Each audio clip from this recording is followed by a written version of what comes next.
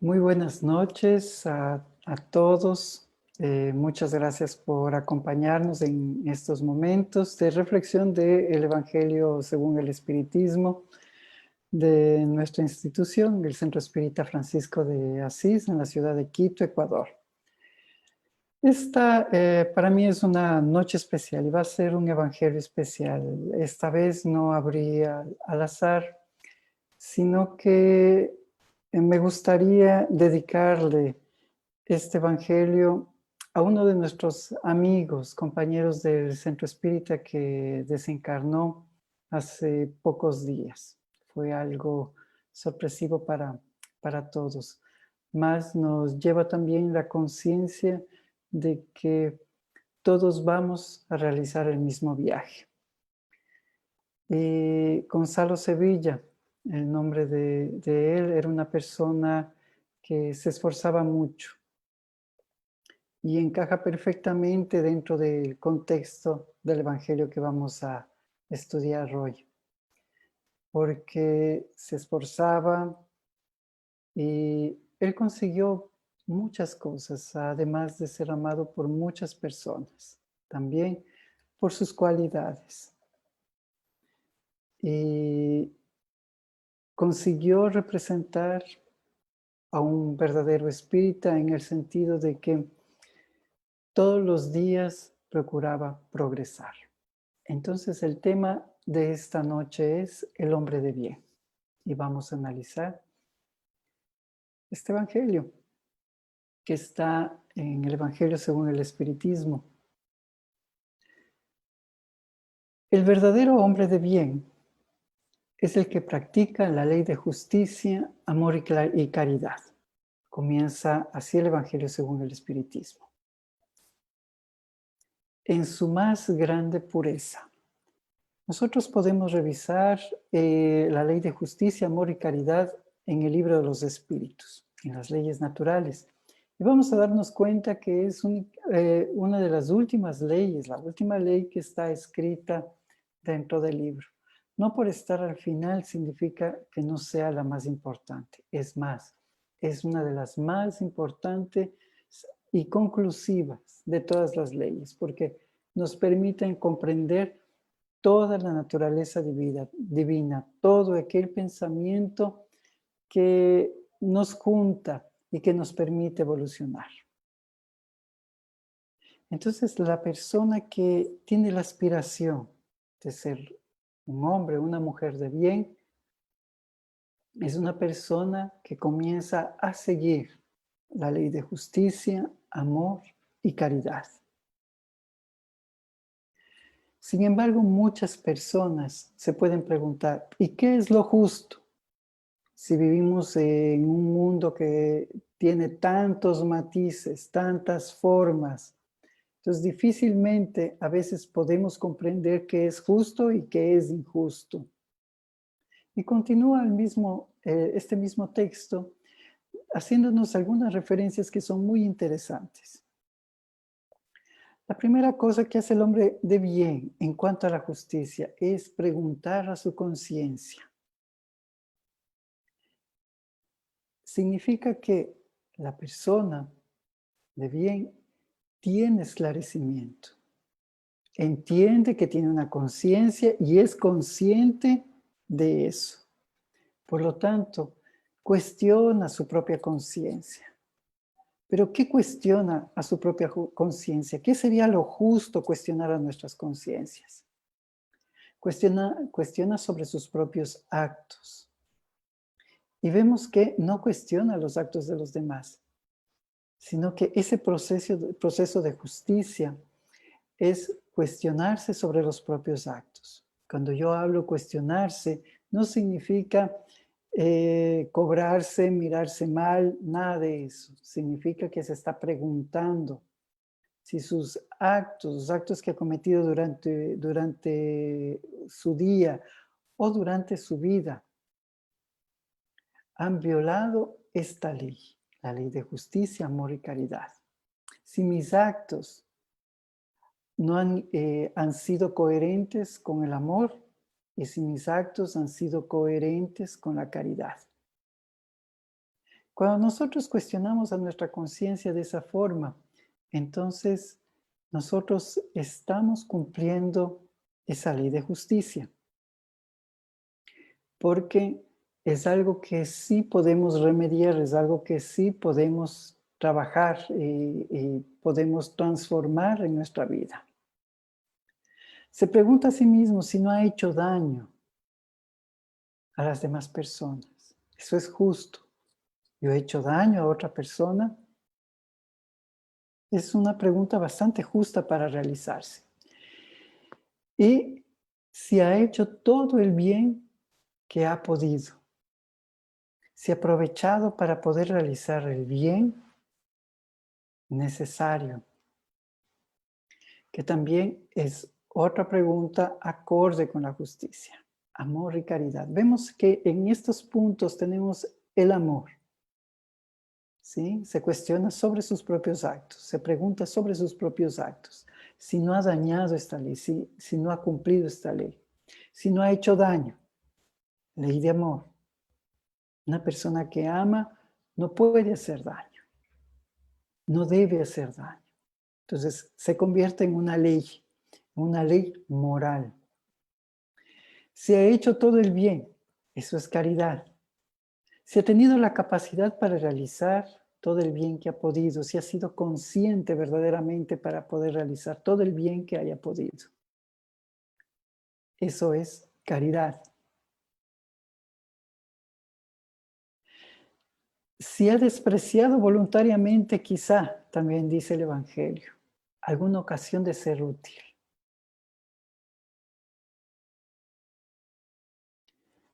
Muchas veces nosotros perdemos el tiempo en el momento en el que podemos ser útiles a las demás personas. Y eso también es en cuanto a la caridad. Y si alguien tiene quejas contra él.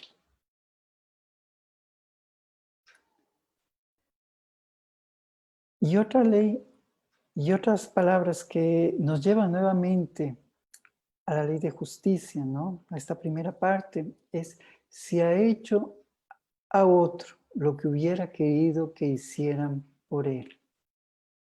Esto es muy importante para dentro del espiritismo. Nosotros, en mi caso, también las personas que están dando una charla, están pasando un estudio, pienso que a Harold también le ocurrirá lo mismo. No es el hecho de darlo excelente, de eso no se trata una charla espírita, un estudio espírita, de hacerlo de una manera fenomenal. No es eso, sino qué es lo que yo quisiera recibir,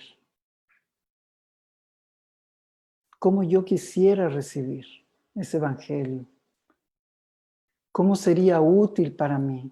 Y cuando yo encuentro ese sentido de utilidad para mí, entonces al transmitirlo, otras personas también se juntan con esa idea. Porque todos nos necesitamos y todos tenemos necesidad de esa verdad. Cuando abrimos verdaderamente el corazón y hacemos por otras personas lo que nosotros nos gustaría, lo que a nosotros nos gustaría vivir, entonces comenzamos a tener una experiencia diferente en nuestra existencia y comenzamos verdaderamente a vivir el bien. Y eso no es una conveniencia.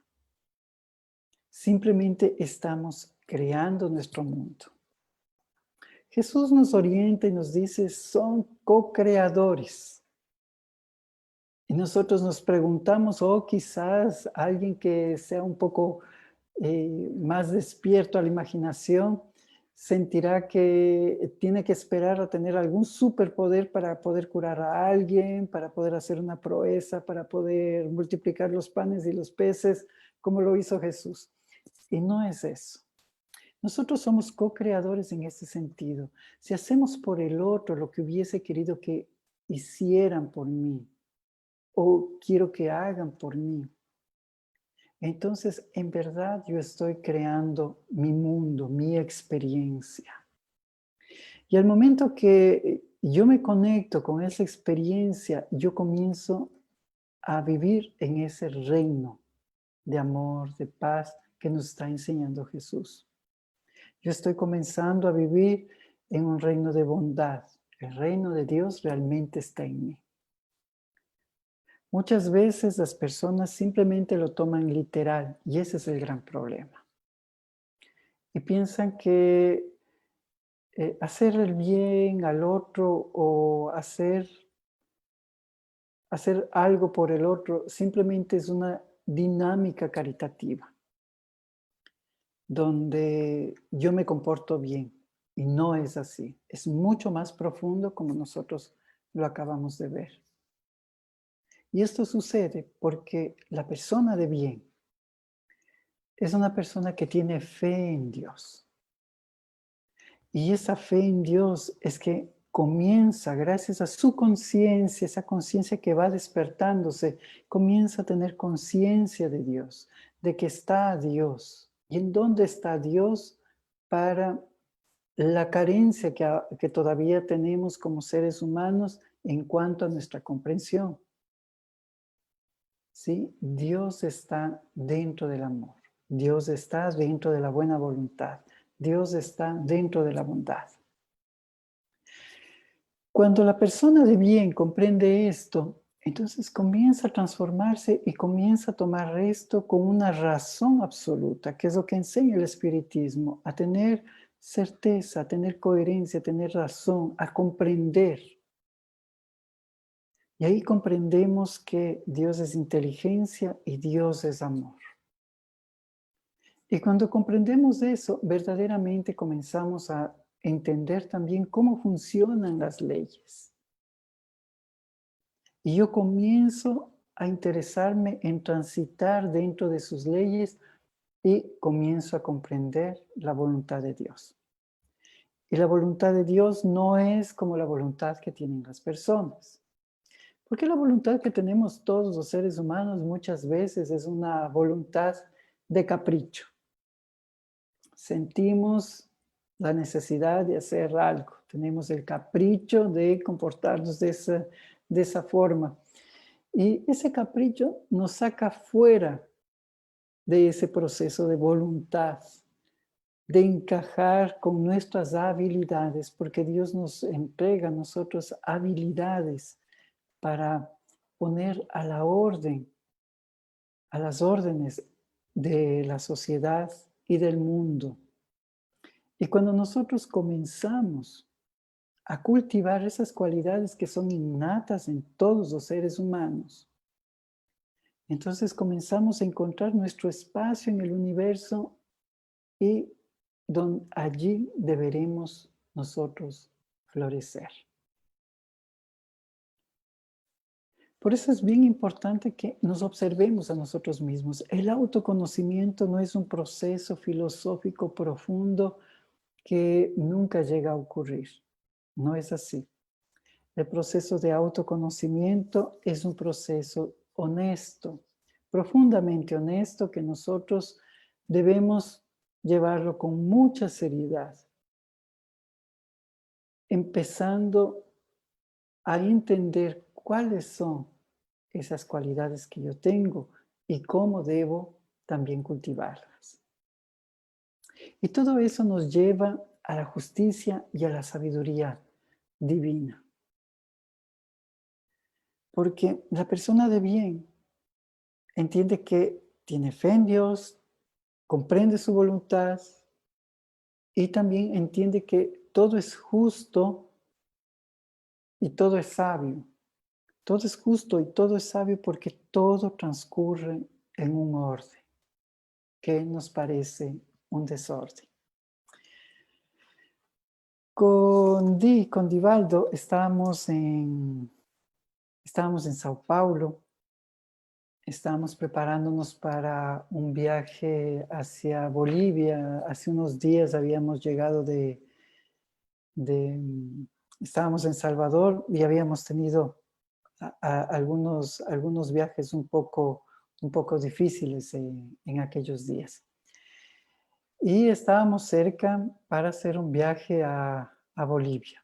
Entonces fuimos a una ciudad de interior primero, pasamos unos días, hicimos algunos eventos, estuvimos allí, dio algunas charlas, yo canté y luego necesitábamos ir para Bolivia. Aquel día, que era el día del viaje, todo comenzó mal. Llegamos a Sao Paulo un día antes porque había mucha lluvia en Sao Paulo. Sao Paulo es una ciudad gigantesca, enorme, muy diferente a cualquier otra ciudad que haya conocido. Y por recelo de alcanzar el vuelo, decidimos hospedarnos un día antes para poder estar con tranquilidad, poder tomar el vuelo con calma y no estar corriendo, ¿no? Por si acaso las conexiones fallasen, alguna cosa. Ese día llovió tanto que prohibieron a las personas salir a la calle porque la ciudad estaba inundada. Logramos salir del hotel. Demoramos 3 horas de desplazarnos al hotel hacia el aeropuerto. 3 horas. Todas las calles estaban inundadas. El taxista, el señor que nos llevaba, estaba bien en calma. No se enojó, no replicó en nada. Y después de esas 3 horas alcanzamos a llegar al aeropuerto. Ya un poco con miedo porque nuestro vuelo ya había salido, porque ya pasó demasiado tiempo. Sí, íbamos a salir con el tiempo necesario para poder abordar, pero con todo ese tiempo que gastamos, un viaje que pudo haber sido en 20 minutos, demoró 3 horas. Entonces ya ese tiempo de espera, esas 2 horas que íbamos a estar incluso antes en el aeropuerto ya se fueron. Y pensamos que ya habíamos perdido el vuelo y teníamos que solucionar de alguna forma. Llegamos al aeropuerto. Llegamos al aeropuerto, entramos al aeropuerto y nos dimos cuenta, nos acercamos al counter y la chica del counter fue muy amable. Nos ayudó enseguida, nos llevó para la puerta del gate donde salía el avión y nos dio la buena noticia. Todavía no sale su vuelo por la situación climática. Cuando llegamos a la puerta del gate, nos dijeron, los pilotos también no pueden llegar porque como la ciudad está inundada, ellos tampoco consiguieron transporte y eso nos dio más alivio todavía. El vuelo era para las 9 de la mañana. Terminamos saliendo a las 2 de la tarde. En fin, consiguieron venir los pilotos y todo eso y comenzamos a realizar todo ese viaje. ¿Sí? Hubo el atraso, hubo el inconveniente, hubo todo lo que podía ocurrir, ocurrió. Entonces, todo sucede en un orden. Todo sucede en un orden. Llegamos bastante bien, nos hospedamos, llegamos un poco más tarde de lo que era previsto a Bolivia, a Santa Cruz de la Sierra en aquella ocasión, una ciudad muy bonita. Y allí comenzamos a compartir un poco con las personas y eso fue muy grato, muy grato. Y con esta misma historia, ¿no? Esta misma anécdota de lo que todo puede parecer caótico, todo puede ser imprevisto, mas dentro de ese caos existe un orden que nos permite seguir adelante. Dentro de lo que a todos nosotros nos parece algo inconveniente, hay un orden que nos permite avanzar en nuestra vida. Y para eso necesitamos nosotros tener esa tranquilidad interior para comprender que existe ese orden y que nosotros podemos transitar dentro de ese orden y que son situaciones que ocurren porque muchas veces son pruebas que nosotros tenemos que vivir. Mas también necesitamos desmitificar la palabra pruebas, porque la palabra prueba muchas veces las personas la toman como castigo y la palabra expiación también la toman como castigo. Yo también la consideraba así. Pero la prueba no es más que una prueba. Cuando uno está estudiando, ¿qué tiene que dar? Tiene que dar una prueba. Y no es un castigo, simplemente es una evaluación de cómo va mi progreso. ¿Y qué es esa expiación? Esa expiación es enfrentarme nuevamente al problema que todavía yo no resolví. Entonces, no es nada malo. Simplemente cuando nosotros estamos dentro de aquel problema que nos hace la vida difícil, que nos dificulta, debemos reconsiderar todo eso y comenzar a funcionar, comenzar a ver de una forma diferente. Si nosotros le damos un nuevo enfoque a lo que estamos viviendo, entonces vamos a prevenir algo de lo que se previene mucho la persona de bien, que es aceptar sin murmurar. Porque cuando yo voy a la universidad o al colegio, doy una prueba y no me siento a reclamar de la prueba, ¿no? Simplemente me concentro y doy la prueba. Puedo quejarme un poco antes, puedo quejarme después, pero durante la prueba tengo que rendir la prueba y tengo que superar eso. Cuando yo tengo que enfrentar la consecuencia de un problema, debo enfrentar la consecuencia del problema. Y cuando debemos enfrentar las consecuencias de las cosas que nosotros mismos realizamos, entonces ahí sí está la queja y la murmuración.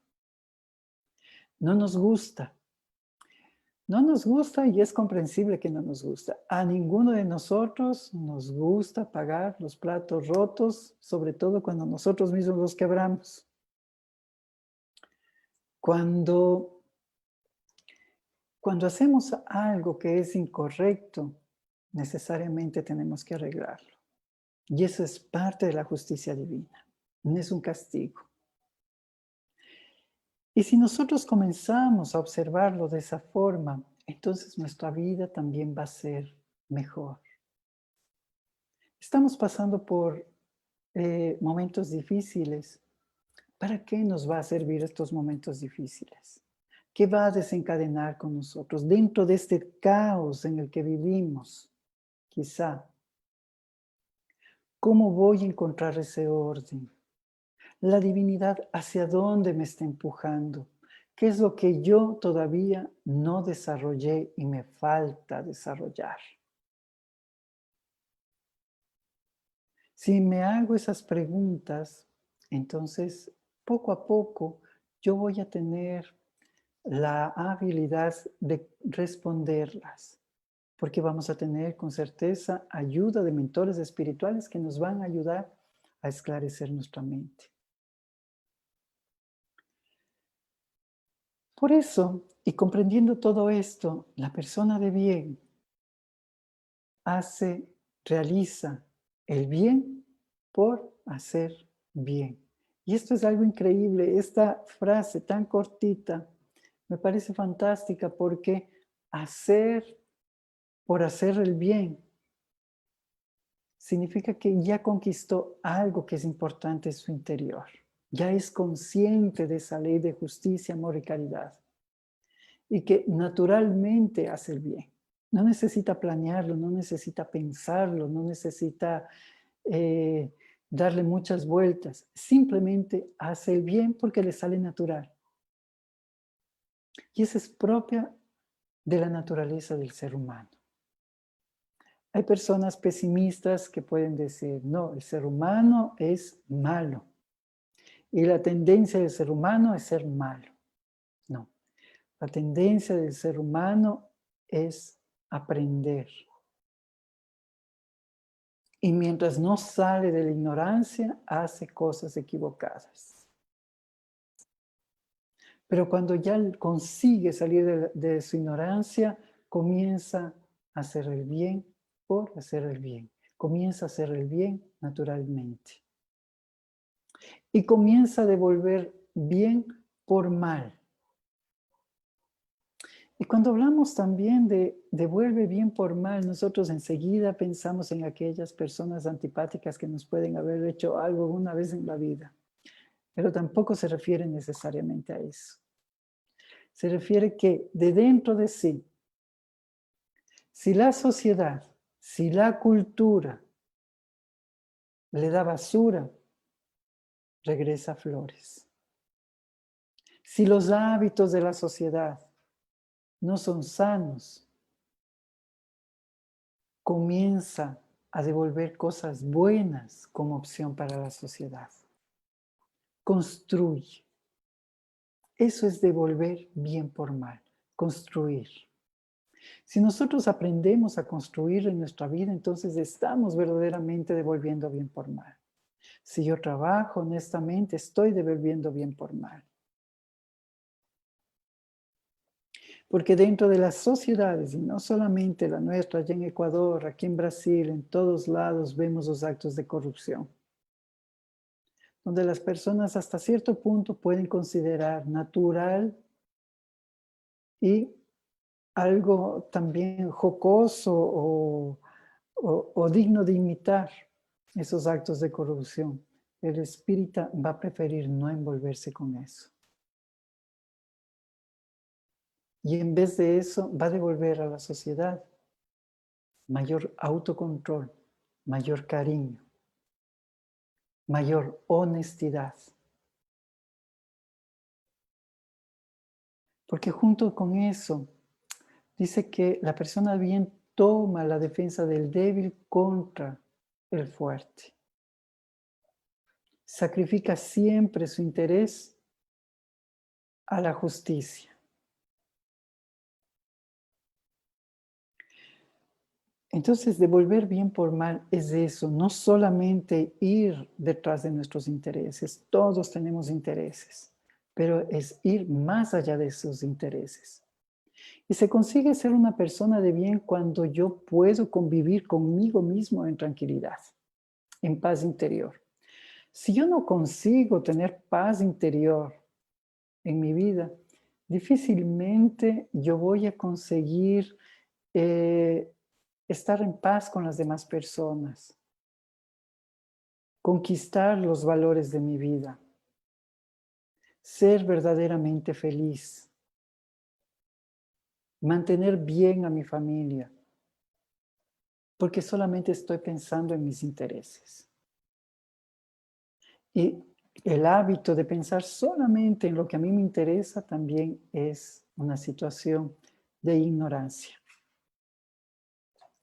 Al momento de estudiar el Evangelio según el Espiritismo, que contiene la base moral de Jesús, nosotros estamos reforzando todo aquello, todo ese conocimiento moralizador elevado que nos brinda la doctrina espírita para llevarlo a una práctica sana. Y continúa el texto del Evangelio según el Espiritismo en la descripción del hombre de bien, diciendo así: es bueno, humano y benévolo. ¿Y acaso no es una persona normal?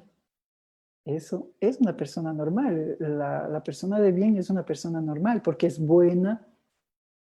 No dice tiene una santidad, no está diciendo es perfecto, no, dice es bueno.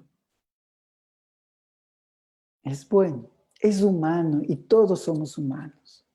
Y ser humano significa ser solidario, ser cortés, ser amable con las demás personas. Y es benévolo, tiene tranquilidad, se expresa con tranquilidad con las demás personas, es accesible con las demás personas, sin excepción, sin ningún tipo de excepción. No con aquellas personas que comprenden sus creencias, con todas las personas. no con aquellas, solamente con aquellas personas de su estatus social, con todas las personas. Y es así Jesús. Estudiando las clases de Johanna, yo me comprendí algo, ¿no? Acerca de Jesús, la accesibilidad que tenía Jesús para las personas. Jesús era accesible.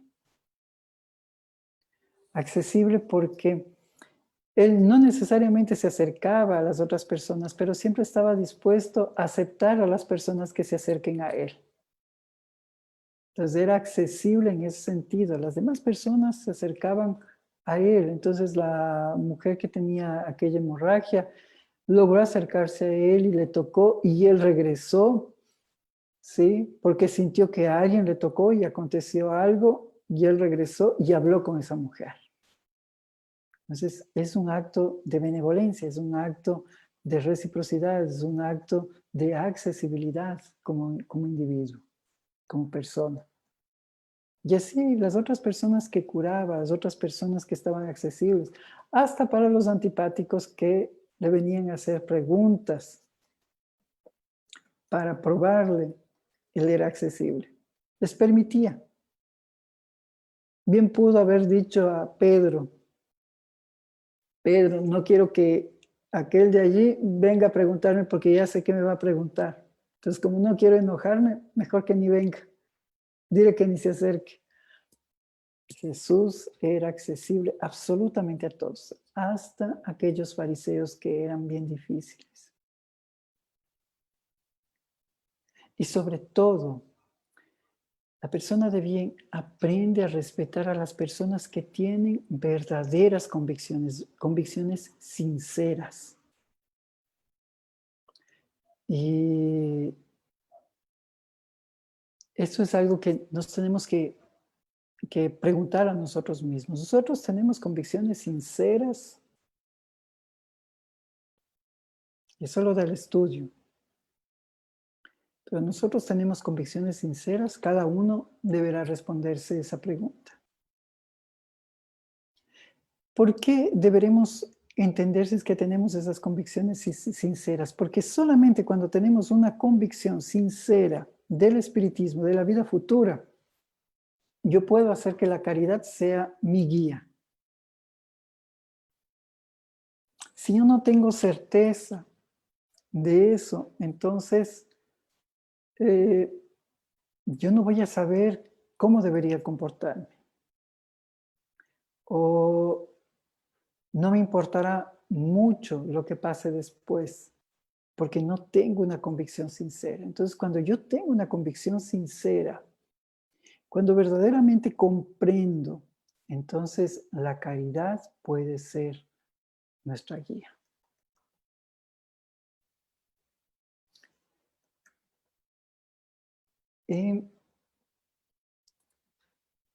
Es así que el hombre de bien va capturando todos esos aspectos que son sobresalientes de la vida.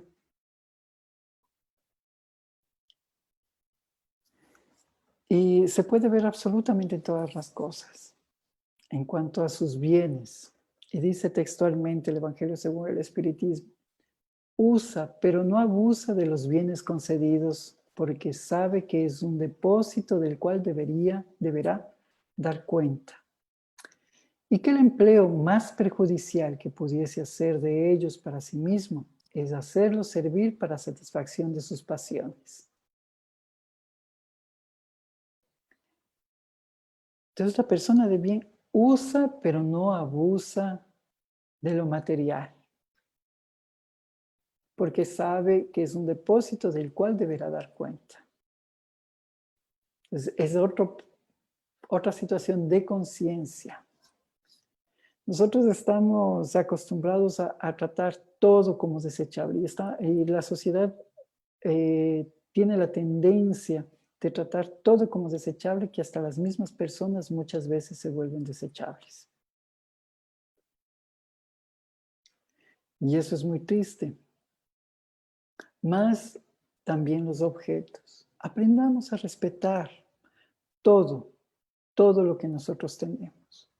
Porque todo eso está contabilizado dentro de la bondad de Dios. Porque todo eso nos presta un servicio para nuestro crecimiento, para facilitarnos nuestra vida.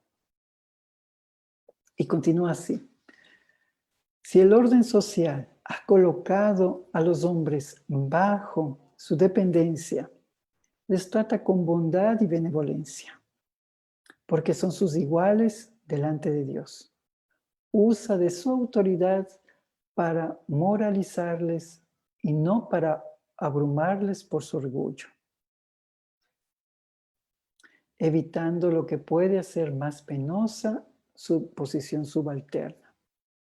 Entonces la persona de bien también, si es que ha sido colocado en una posición quizá de jerarquía, donde es jefe de una dependencia, donde comanda algo, donde tiene una posición relevante en algún grupo social, en una empresa, en fin, entonces también trata con bondad y benevolencia a todas las personas que pueden estar debajo de él, porque comprende que todos somos iguales.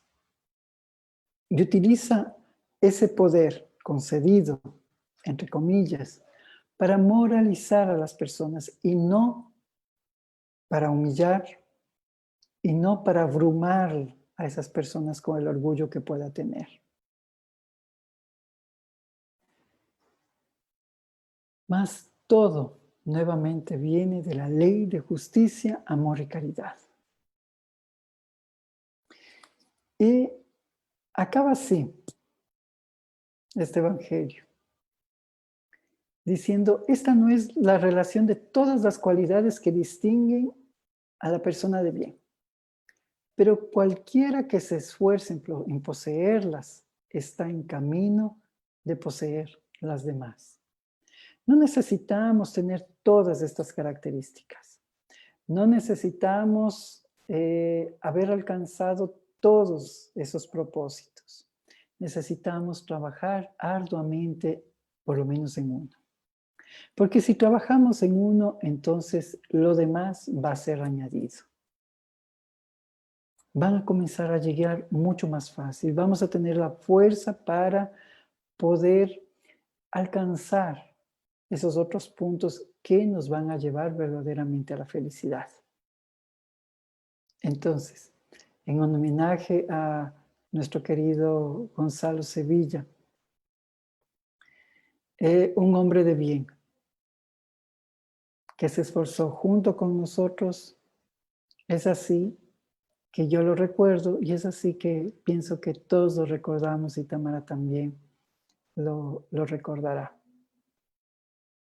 Estoy a las órdenes si desean hacer alguna pregunta, pueden hacerla.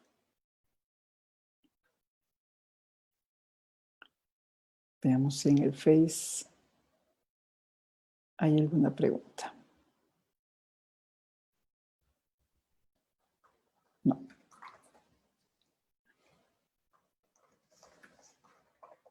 Muy bien. Están calladitos, entonces me voy a ahorrar las preguntas.